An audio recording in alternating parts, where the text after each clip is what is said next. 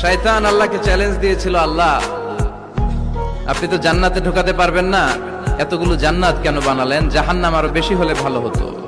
আল্লাহ বললেন কেন? শয়তান বলে, আল্লাহ এই সবগুলারে আমি ওয়াসওয়াসা দিয়ে মুনাফিক বানিয়ে নাস্তিক বানিয়ে জাহান্নামে ঢুকাবো।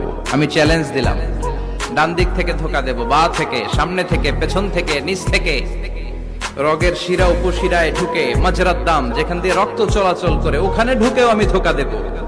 তো আপনি জান্নাতে ঢুকাবেন কেমনে? আল্লাহ বললেন, তুমি আমারও চ্যালেঞ্জ দাও, এত বড় সাহস?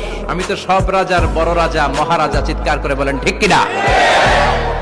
মহারাজার সাথে চ্যালেঞ্জ দেয়া যায় না। তুমি আমাকে চ্যালেঞ্জ দাও, ওকে ডান, আই টেক ইউর চ্যালেঞ্জ। আমিও তোমার চ্যালেঞ্জ নিলাম। তুমি আজীবন ধোকা দিবা, আজীবন তুমি গুমরা করবা, বেনামাজি বানাবা, জালিম বানাবা। কিন্তু আমার বান্দা কোন তাফসীরুল কোরআনের মাহফিলে এসে, কোন এক ওয়াক্তের নামাজে মসজিদে ঢুকে, অথবা মাঝরাতে ঘুম ভেঙে গেলে তাহাজ্জুদের জায়নামাজে চোখের পানি ছেড়ে যখন ক্ষমা চাইবে, আমি সব গুনাহ মাফ করে দেব, তুই কি করবি? চিৎকার করে পড়েন আল্লাহু আকবার।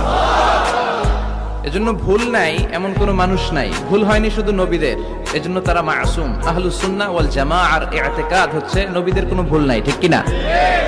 ছোটখাটো যে ব্যাপারগুলো ঘটেছিল সেগুলো আল্লাহ অবশিষ্ট থাকতে দেননি, সেগুলোকে আল্লাহ ঠিক করে দিয়েছেন। চিৎকার করে পড়েন সুবহানাল্লাহ। মানুষ ভুলের ঊর্ধ্বে নয়। কুল্লুকুম খাত্তা, তোমরা সবাই ভুল করো। ওয়া খায়রুল খাত্তাইনা তাওয়াবুন।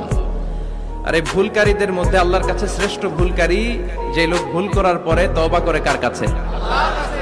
আল্লাহর কাজই তওবা কবুল করা। গাফিরিয যামবি ওয়া কাবিলিত তাওব। আমরা ভুল করব, শয়তান ওয়াসওয়াসা দিবে আর আল্লাহ মাফ করবে, ঠিক কিনা? কি আল্লাহ আমরা পাইছি? উনি মাফ করার জন্য বসে থাকে 24/7, সপ্তাহের 7 দিন, মাসের 30 দিন, দিনের 24 ঘন্টা তিনি বসে থাকেন, কখন আমার বান্দা চোখের পানি ছেড়ে আমার কাছে ক্ষমা চায় আর আমি আল্লাহ ক্ষমা করে দিব।